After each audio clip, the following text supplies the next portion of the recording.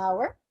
I want to warmly welcome you all. I'm Linda. I'm one of the co-founders, and I'm the host for this particular Zoom session in Cambodia, which we're very excited about. In a moment, we're going to turn off the cameras and the audios, and I'll explain all that. But in the meantime, now that we can see everyone, but Greg, maybe. No, I'm you know, wait, everybody, hi. Somebody's getting a call in. Hello, everyone. All right, so Travis, when he has a moment now, is going to take the sound off and your videos. And the reason for that is we want to have good bandwidth for our speakers in other countries and to be focused there. And we're going to take the audio off too, because there's always a lot of background noise, which can be distracting. So we'll keep the speakers on, of course. Oh, come on. Hi, Anthony. Hi, Greg. Hey, hi, Robert. Robert, how are you doing? Good. Good to see you. I'm about to be gagged. Well, you know, not entirely. Good to see you too. Not entirely, because if you go down to the bottom of your screen, you'll see there's a chat function there. You probably have all used it by now because everybody's using Zoom. It's that chat function. You can go ahead and send a message to a speaker, or I'll be monitoring them, so that we're planning on having short presentations from two of our programs, but we want lots of times for questions and conversation. So use that chat function. If we don't get to your question, we'll certainly answer it later. There may not be time for all of those. I want to say too that we're recording this, and the reason for that is for those who can't join, who would like to hear the program. So that's all the Zoom stuff I'm going to tell you about.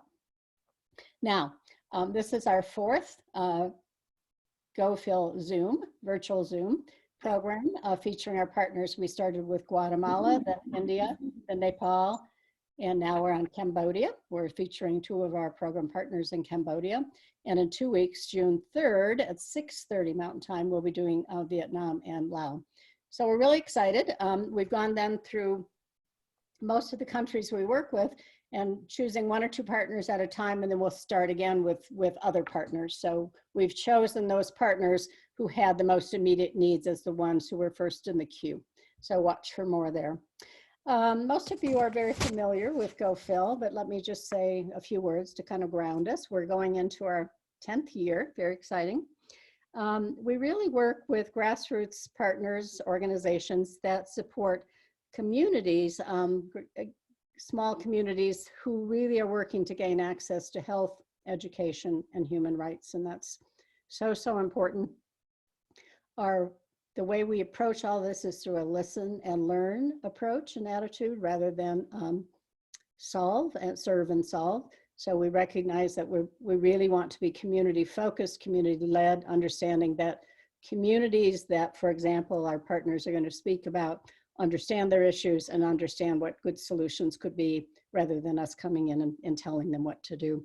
So this is really important to us. This pandemic has really been tough on all of us in lots of ways, but for our partners who really work with the most vulnerable of the vulnerable, it's really, really difficult. And they've found that they've turned into kind of first responders in their communities. And for the most part, I think all of our partners at this point have had to close their programs, close their schools, whatever service they have, and really focus on the basic needs that communities have around food, shelter, water, healthcare. And food is the one we've really seen in spades. Everyone has needed that. So you all have been wonderful at stepping up. And Emily, our program director, and Mai in Guatemala, have been talking with our partners almost daily. So we feel like we have pretty good ear to the ground.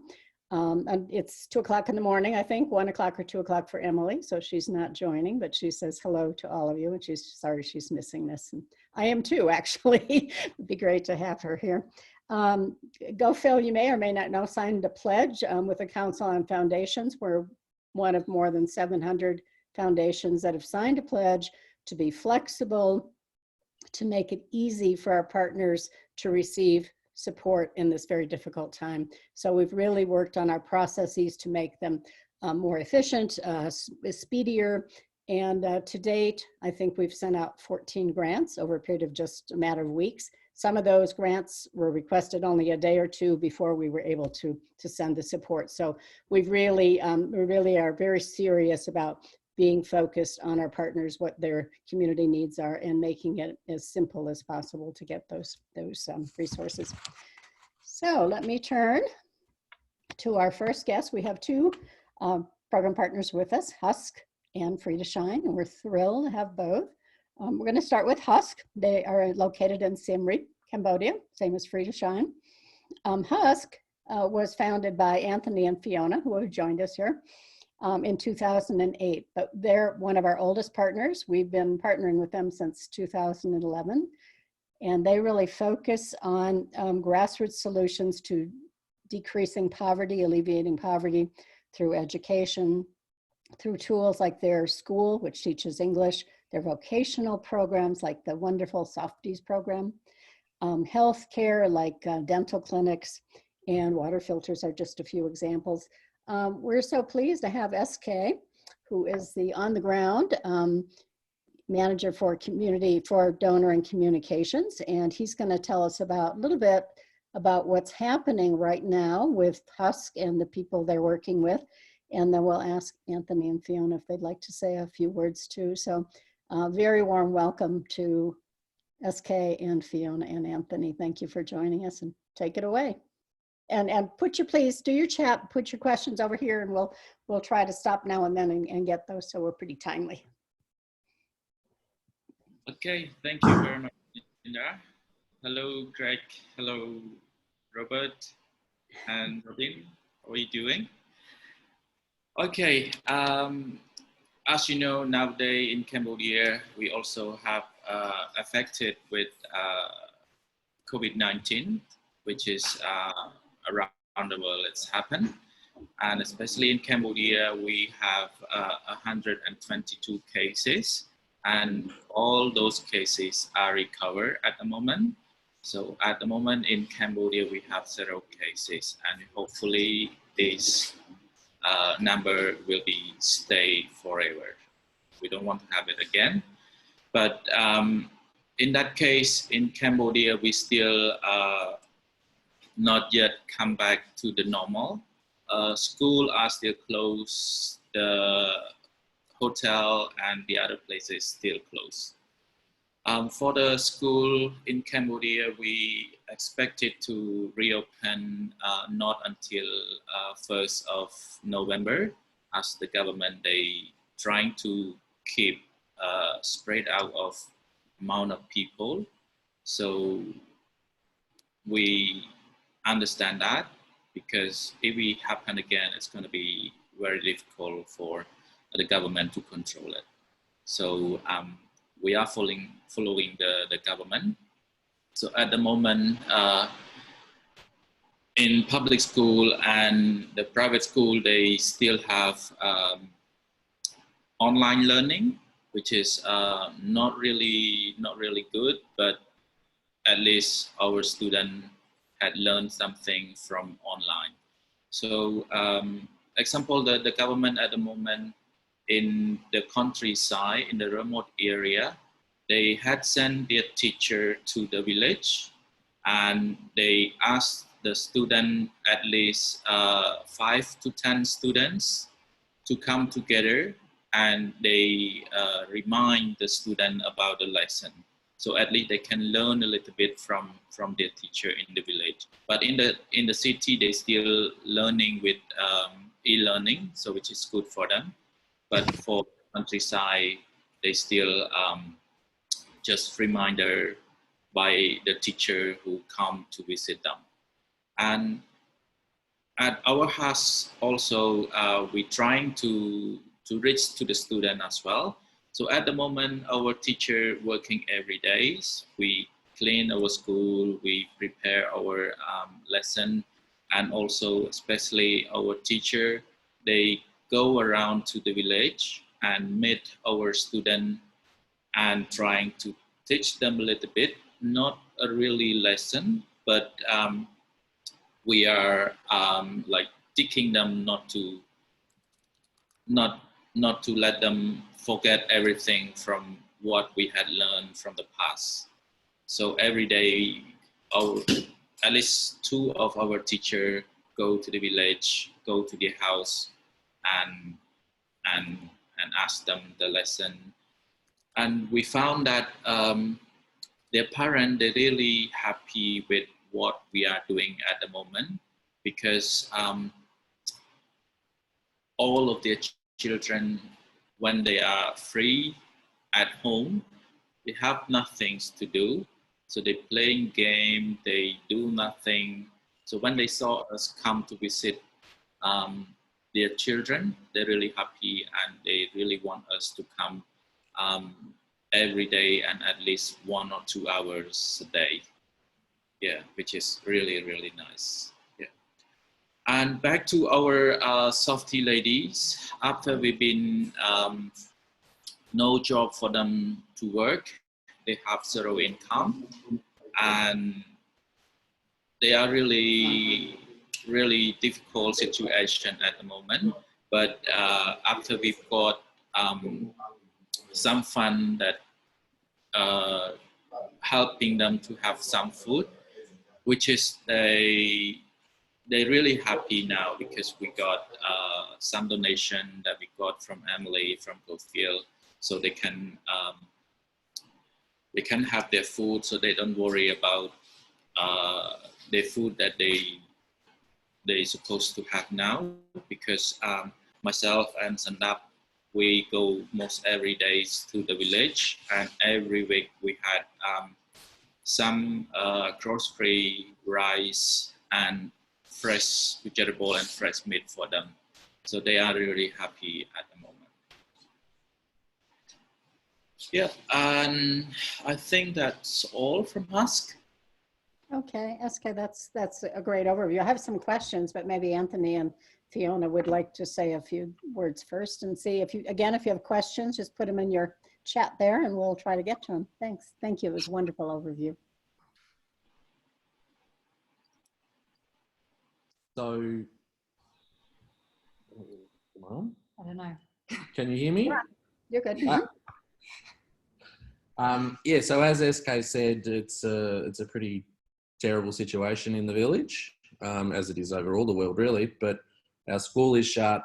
Our Softies program is ground to pretty much a complete halt, because everything that the Softies ladies sold was relying on tourism, whether that be soft toys or bags for tour companies that have also gone into hibernation. We've had to get the food relief program for our Softies ladies. Our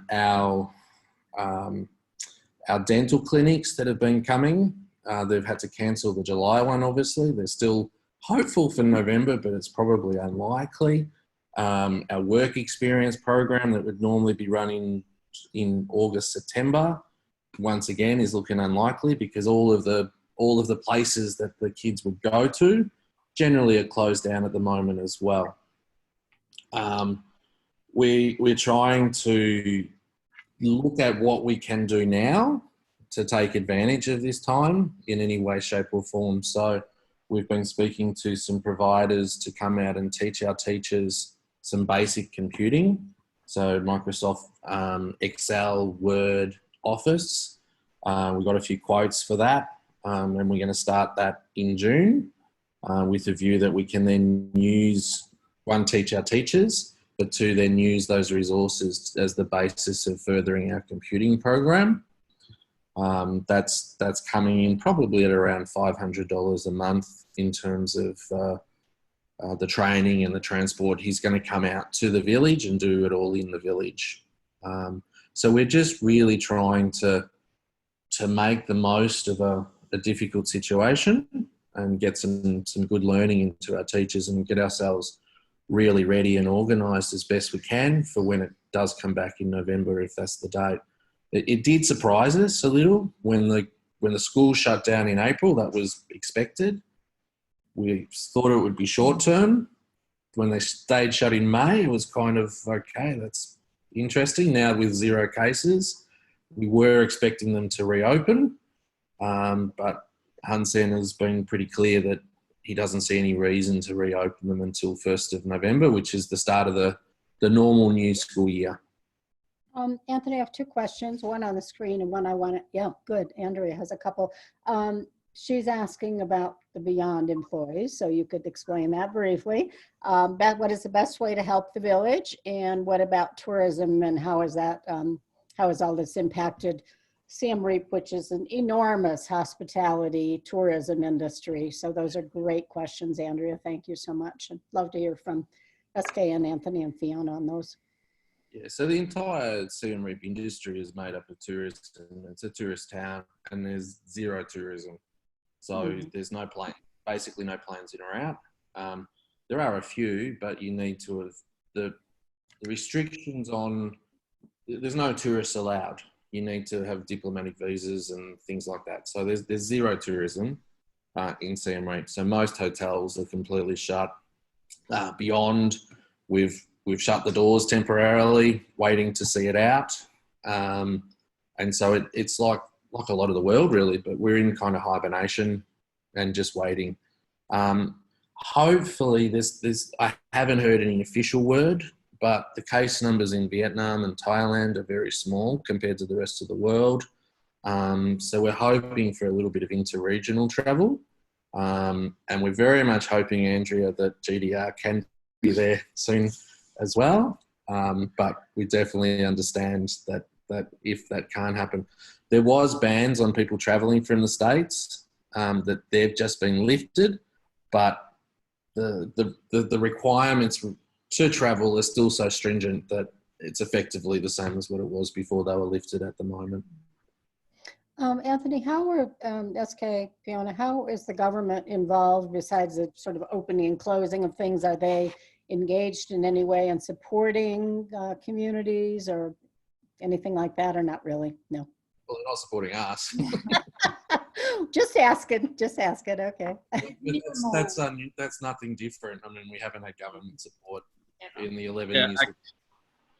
Yeah, actually, we heard the government they want to support some employee that been stopped by closing hotel, which is $40 per employee, but we didn't see any happen yet. And a lot of employees, they are waiting for that, but I don't think it's gonna be happen. I think SKO read about that, and the problem is that the employees can keep their staff on unpaid leave for nothing. With the $40 a month scheme, the employees have to pay $30 a month. So I suggest for a lot of businesses in Cambodia, they're just happy to keep their staff on the road. For 2 months as well. Excuse me, I'm so sorry, Anthony. The other part of Andrea's question was around helping the communities. And I think what we found is all the communities right now need food. We're looking at the very basic needs of food, water, shelter, healthcare. We anticipate over a period of time when we get to a more interim kind of phase in this pandemic, hopefully, we'll be looking at how strong our organizations are, because many of them have had to let off staff, they've had things happening. And so the fragility of some of these programs may come to light. So we really want to be thinking immediacy, but also be thinking a little longer term about what else could be needed. So where you provide support and where there's that flexibility, that's really helpful too. But I don't know if HUSK folks wants to say any more about that before we move over to Frieda Shine, but what else? We're quite lucky in that we have some amazing donors, who many of you are on this call, that in terms of our base staff salary, that's pretty much covered. And so our team is able to operate. We did drop to half salary for the month of May, expecting it to be a short-term thing, but that's given us a bit of breathing space, and we're now pushing back to full-time to work on the programs and getting this computer stuff and training done to our team. So I guess in that regard, we're a little bit lucky. We don't have funding for the training at the moment, but it's $500 a month around that. So I think we'll find that somehow and make that happen. In terms of food, we had the food for our Softies ladies, and so those ladies are okay. Stand-up will be going around the village and just seeing what else is needed in terms of food security in the village.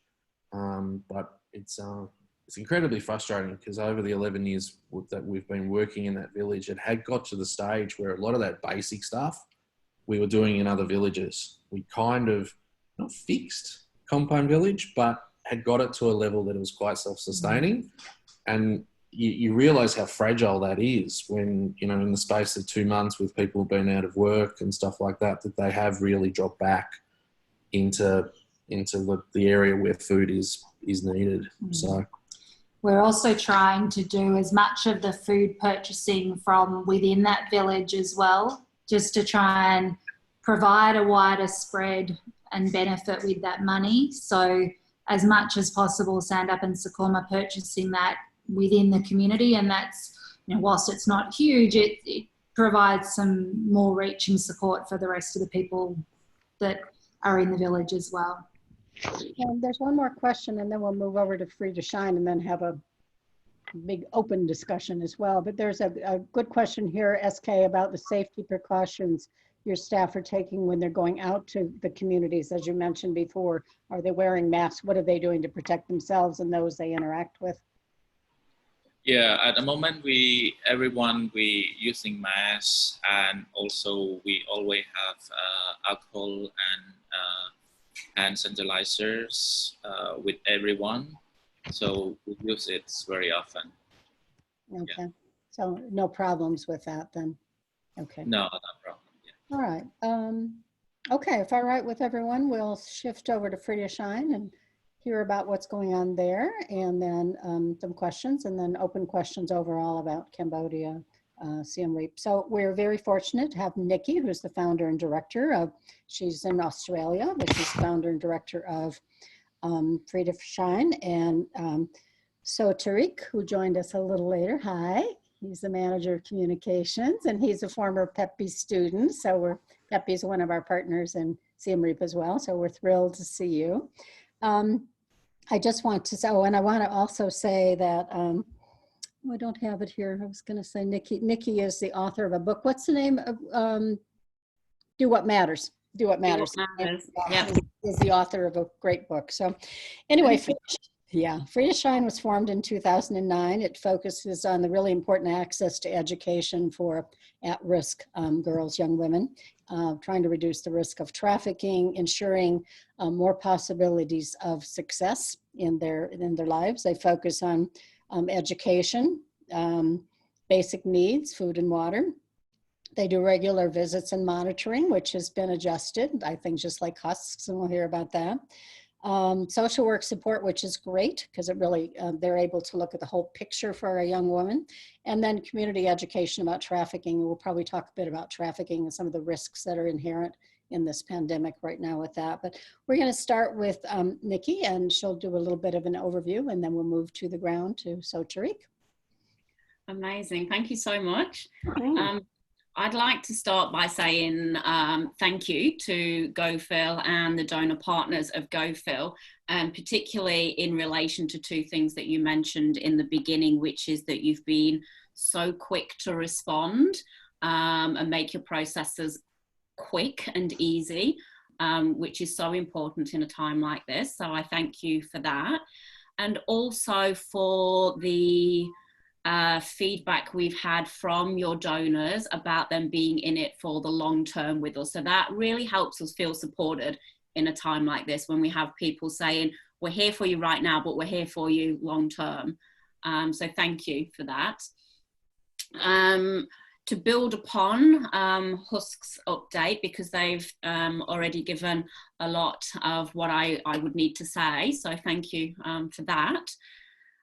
So you know about the school closures. For us, we are kind of like a social work program where we are working with just over 420 families across 59 different rural villages. So we're not close really to the city. Our office is based in the city, and we travel out on little motorbikes out to about anything from 20 minutes away from the city up to 90 minutes away from the city. So it's the more rural areas. And we have education officers who visit girls and families when they are at risk of being trafficked. And then they refer to our social workers when they need more crisis support. So the first thing that happened for us after the schools closed was that villages then closed. So they didn't want anybody outside coming into their village. So whilst they've not been in isolation or lockdown within their village, each village has closed down. So we had to move our social work and safety visits into phone calls. So that was our first challenge, because while I'm used to doing things over Zoom, they have never experienced doing social work visits over phone calls. And because we tend to work with a lot of the families on our program would be deemed the 10% poorest within the poorest villages of those communes. And so about half of them don't have phones. So whilst we have a phone number, it will be a phone number for a neighbour down the street who then has to run the phone up to the girl and family that we want to talk to, or we have to call the village leader or the Commune Council of Women and Children. So the first month of actually shifting to phone calls was really challenging. But all of our work is now based on that. It's also really frustrating for staff who can't offer like that tangible in-person support. But nevertheless, a good skill for them to develop. And then it comes down to just being there to support them and listen to them, and I guess emotionally support them and show them that there is somebody going through this with them, that when they're locked down in an isolated village, they can still call us and talk to us about things, and we are still calling them and talking through things. One of the big things is family violence for many of the families that we work with. And when families go through economic stress like they're under now, then around the world, family violence has increased. So we're really keen to be able to keep our phone lines open and support people through those types of issues and how they're managing and struggling with being out of work. That is the biggest thing, is the tourism being down in Siem Reap, and 15,000 people came through the Poi Phet border in a 24-hour period of everybody who was working in Thailand. So a lot of our families have at least one or two family members who'd gone over to Thailand to work because the daily salary is 3 times higher. They've all come back and lost their money. So nearly every family we're working with has lost basically all of its income. So that's why obviously you're seeing a huge need for food and that kind of support. I think I agree with you totally on having to find a balance between addressing those immediate needs, which are so very needed. We have to support people with food, but ensuring that we don't then drain all the resources that we did have from our program, because if we drain ourselves dry, we won't be operational in 6 months. And then what are families going to do? Because we've fed people, but we're not able to retain the programs, etc. We have taken a hit in funding of just over 30%, and we have reduced our staff from 24 to 15, so a reduction of about 38%. What we haven't yet done is reduce the families and girls on our program by 30%. And we don't want to. How can you do that at a time when they need you more than they've ever needed you before? To get to some of the questions you had around safety of girls with schools. So the main reason why we have a focus on education is because it was found that girls physically being in the classroom under the watchful eye of a professional afforded them safety. So with schools closing at the beginning of March, our first concern was around them not having any professionals in their lives to support them. We do have good relationships with the Commune Council of Women and Children in each village we work in, and we have been in touch regularly with village leaders, Commune Council of Women and Children, working with them with our social work so they can be the in-person because they are based in the village. I don't have the detailed, real accurate answer for you around dangers of exploitation and trafficking. The thing that makes it safer at the moment is the fact that the villagers have gone on lockdown. So people are not leaving the villages and people are not coming into the villages offering fake opportunities. So from that perspective, right now, it is food security, not safety of exploitation and trafficking. I think that's going to come when the villages reopen. And of course, the minute the villages reopen, our social workers and team of education officers will then be out there also. But that's where we need to ensure that we're really operational and ready to go, because with everybody struggling to eat, and with so many people having lost their jobs, there's going to be this flurry for looking for work. And that's going to come with all sorts of risk factors. So that's when we're going to be needed the most, is when that opens. Nicky, I wonder if Tariq would like to say a little bit about what's happening on the ground, and we'll kind of sort of round back again to some of those issues, if that's welcome. Hello, everybody. I am Sotheareak and communication assistant here. I used to be also a education officer, and what I see here, the school have been closed, and what is happening, the government have starting to e-learning for the students, and for the students, they start learning online. And what we worry about is the online sexual abuse and everything around that. And also for the donation of for the food, yes, they really need the food now. It's not just giving them their food, it's also keep the girls and families safe, because we understand what could happen for the girls if the family could not afford to get enough food. If they cannot get enough food, so they might send the girls and their family members to other places to work, and that's when it's get harder for our staff to work with them. And it's also help them to make stronger connection with the community leaders, because usually when we go to the villages, they always expect from us to get some support to the commune and to the village, like for the villages, and also our the families that we work with, and the girls. So this donation for the foods will help us a lot. It's not just impact the girls and families, but it also help us to connect the strong connection with the village leaders.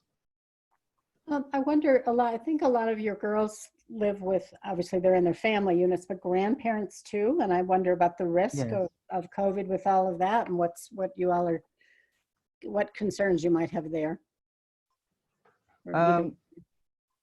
Mostly a lot of the girls and families we work with, they have their parents who work at Thailand, and they live with, so the girls, they live with the grandparents, but now the parents just came back from the Thailand because they have just shut down. And so when they come back, there are more risk for the girls and the families. So, and also the parents, they have no job to work, and that's our worries for the girls. And also living in the family, with a small house and also a lot of members, and when they have when they don't have much income to support and also to get enough food, so it's very like kind of stressful, and that's when we worry about the family domestic violence and something else that might happen. Thanks. Nicky, you were going At to the say. beginning of this, we were really worried about those 15,000 people coming in through that border and going to all the different villages and communes. And we were kind of like bracing to see if this would spread through all those villages, because of course they can't really isolate when so many of them live in tin houses or woven palm leaf houses. And it's been more than that incubation period, and it hasn't really hit. They've declared that it's COVID free. So they've been really lucky. We were so worried because so many grandparents being in that most vulnerable age bracket didn't hit. And it's, Yes. I think, not really been mentioned through community Facebook groups and things like that. So it's not just the government saying that it's COVID free. That message seems to be consistent with all the commune chiefs and everyone you talk to and what you see on social media. Yeah, it's really That's right. Mm-hmm. At first, we were thinking, is it just what we're being told by the government? Is it just that they're not doing the testing? But we would hear reports of an increase in deaths and funerals. There hasn't been an increase in deaths and funerals, so it really has not hit. Interesting. So Tariq, a question from Bob. He asks about what do you expect to be happening in the next 3 to 6 months in the villages? Hopefully, I want to see the villages reopen again, because we have been working with the families and also the girls who phone call, which is hard for us to get the connection to them. And so if we can go to the villages and to see them and work with them, is much easier, and also it's the risk would be decreased. And I'm not sure when the school will reopen again, but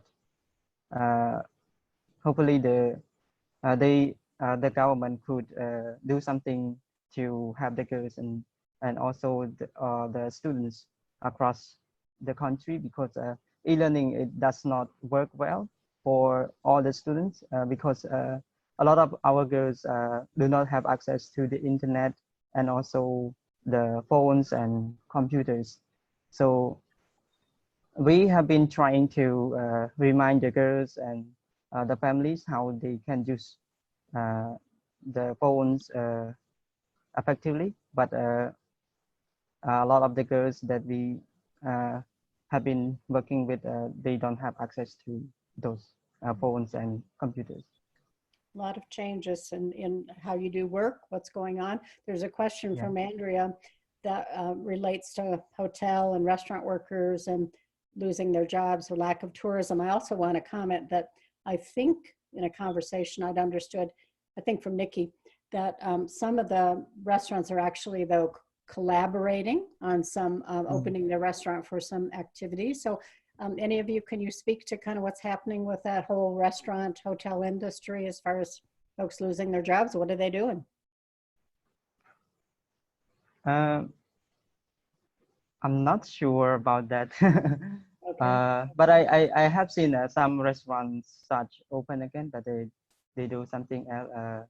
I just see there are a lot of Cambodian customers, and now people start moving because there is no more cases that affected like the people affected in Cambodia. And so that is everyone is also worried about, because people start moving and they don't worry much about the COVID-19. Right. And yeah. Or that isolation. I'm sorry, were you going to say something else? No. All right. I think Anthony looked like he was dying to get in there, and SK and Nicky, and so like, jump in, guys. Let's talk about it. Anthony, I saw you kind of moving there first, so go ahead. I think the short answer is 98% of hotels will be shut, and most restaurants will be shut. Local restaurants for Khmer people are still open. From what I've heard, the local community is starting to move around quite freely. But you know, from my perspective in the tourism industry, at our old hotel, 99.9% of customers were not local. So it's almost meaningless to the hotels. And in terms of restaurants, it's not far different, to be perfectly honest. So there would be mass losses. From a personal perspective of Beyond, we have our team on half pay and half hours, but those hours are using up annual leave and holiday time. There's 28 public holidays a year in Cambodia, so fortunately they have a few built up. But if this goes on in Cambodia for another 6 or 8 months, you're looking at mass job losses. Absolute massive 50-60% of the population would be without work.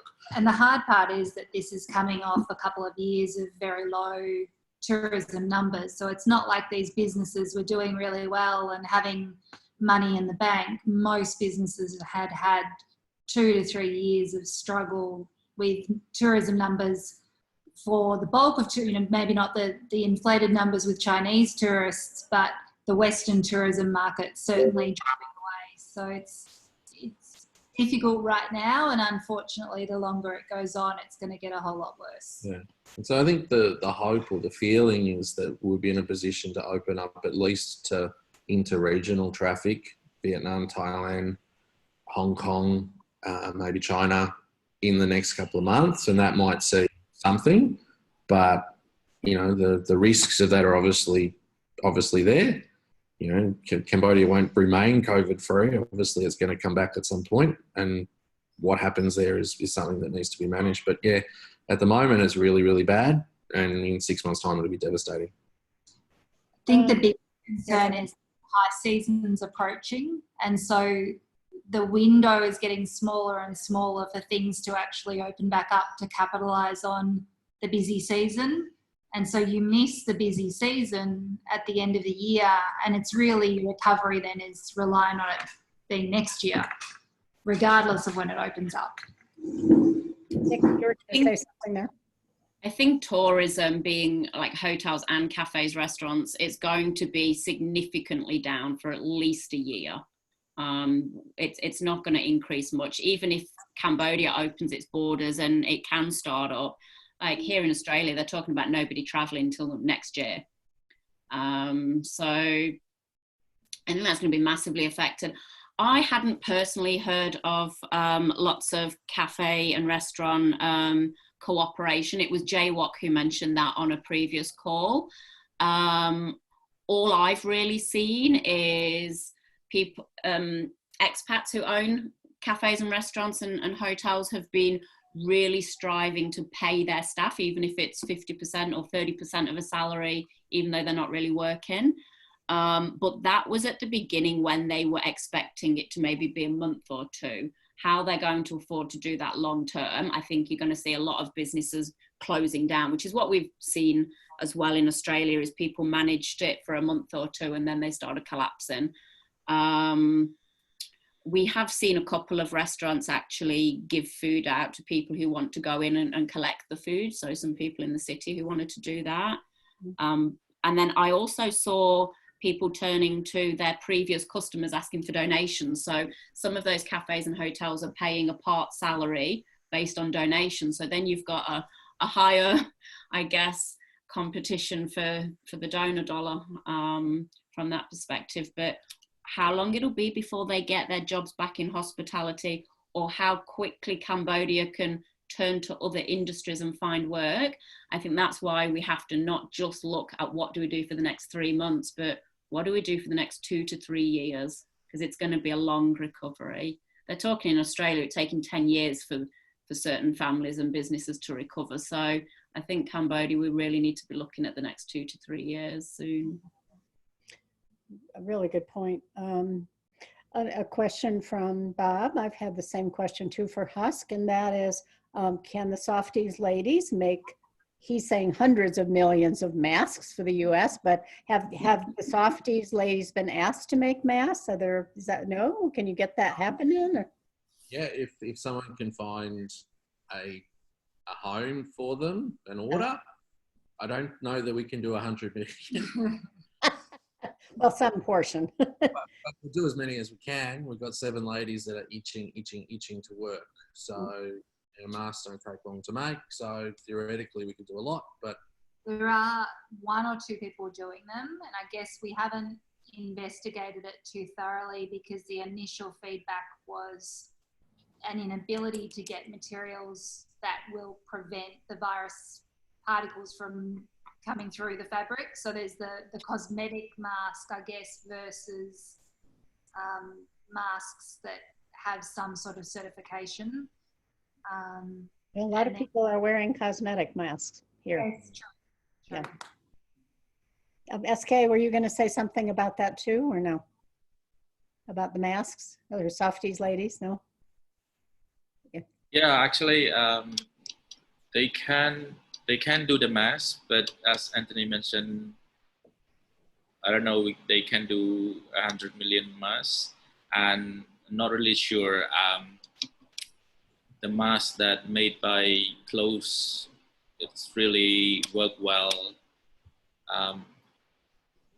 to protect. Of course, it could protect the dust, but I don't know the virus. Mm-hmm. I would just comment that some of our GoPhil community have been supporting some Guatemalan women who are making masks, and they're probably similar to what the Softies ladies would do. We could put you in touch with kind of how they got started on that and what, you know, how they're getting that happening. But okay, I've got another question coming in. A lot of people wearing fabric masks. Yeah, now wants a mask with their favorite sports team on it. Okay. That's from Sherry. That's a good point. So you can start doing sports team masks. Well, let's get back to talking about that, maybe that longer term that Nicky has teed up, because I think that's really key. And the immediacy, I mean, it's the immediacy of needing food, of needing healthcare, clean water, but this longer term is something that we're going to have to grapple with at some time too. And I don't know what else you all have been thinking about that, or you're so much into the immediate, which would make perfect sense that it's been hard to get beyond that, but would love to hear a little bit more from all of you about that before we round out. Any thoughts on that? Or? From our perspective, we're really trying to focus on how we can be in the best shape we can with the school program and our computing program, which for our supporters of the computing program have known it's kind of lagged or lingered for a little while without really taking that next step we wanted to. So if we're able to get our teaching and training in over this period, then we're ready to go. The big thing is across the team. Like, we've always had one or two people that know it, but the rest of the team don't. And so it's really about trying to get everyone upskilled, which will make things a lot easier moving forward. And then for us, we've been able to contract quite a lot what we do. So we build a lot of houses every year and things like that. The donations have dried up for that. And so we're just not building new houses. And so for our program, it's shrunk and coming really quite back to that core, what is it that we must do? And that's the education in the school, which we can't do at the moment. So let's prepare for when we can. And our Softies ladies, which at the moment it's about keeping them with food until that demand picks up again.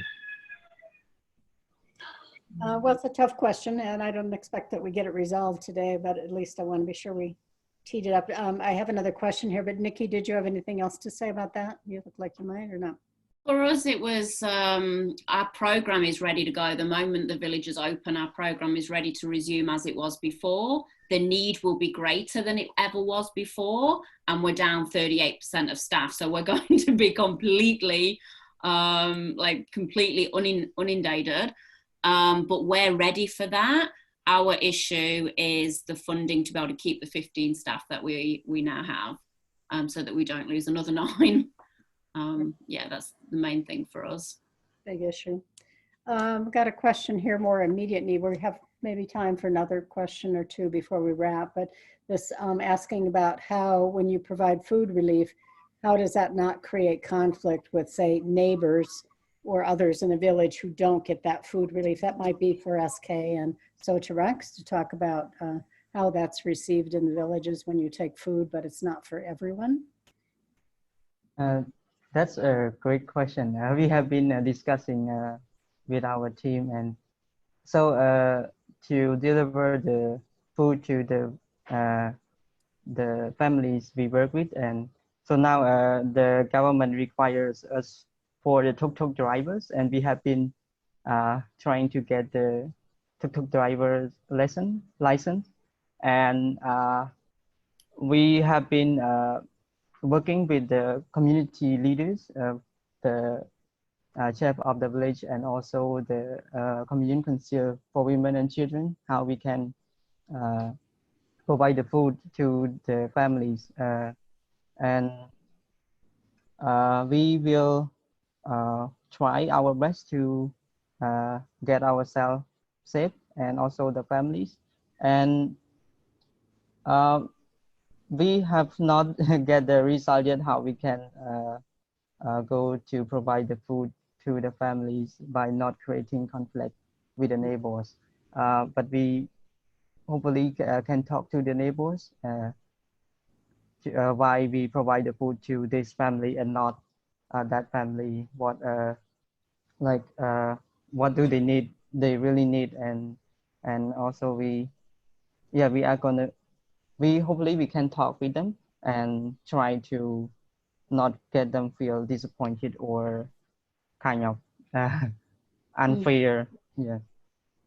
So if I can add to what Sotheareak said, that was one of my biggest concerns when we began working with families in the communities, was how would that be perceived for those families compared to others, and would it create that sense of jealousy or inequity?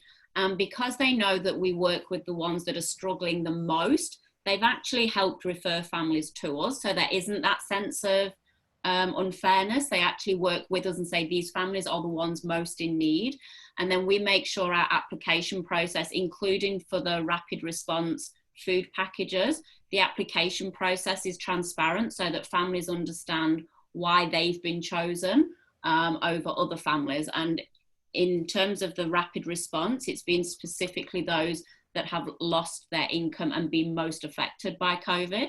So that helps the families have those conversations with people so they understand why. Mm-hmm. SK, did you have any other experience there that you want to share?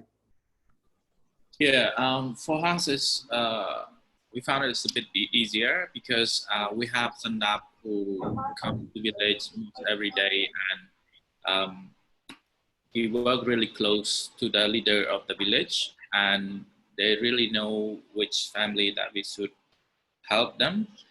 And Sandap himself, he go close with those family, so it's a bit easier to pick which family that we should provide them.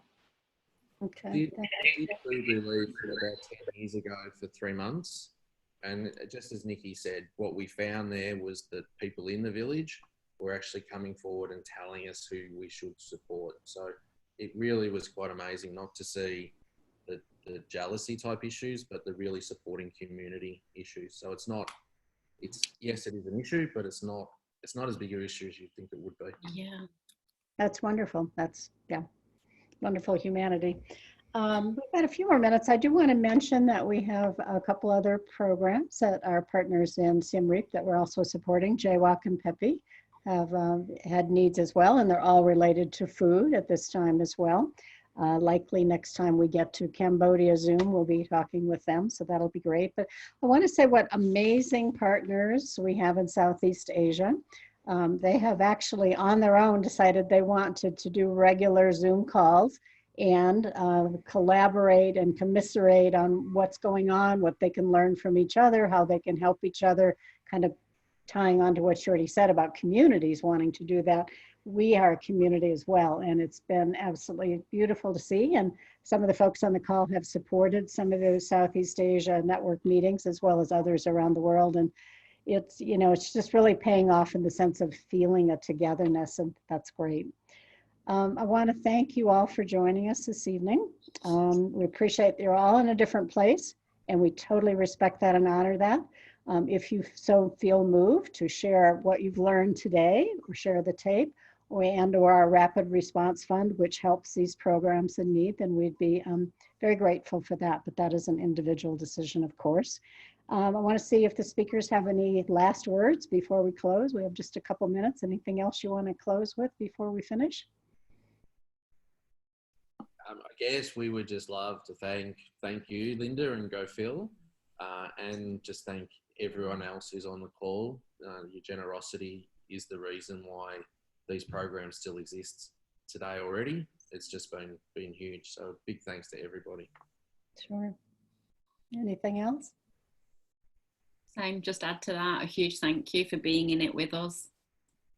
Yeah, well, we want to be. And I have to can't give enough kudos to the GoPhil team and Emily for leading the program portion and really ensuring that we stay close with you all and understand what's going on as best we can and can be helpful. I want to remind you that we have our next Zoom call on Vietnam and Laos, June 3rd at 6:30 time, so half an hour earlier.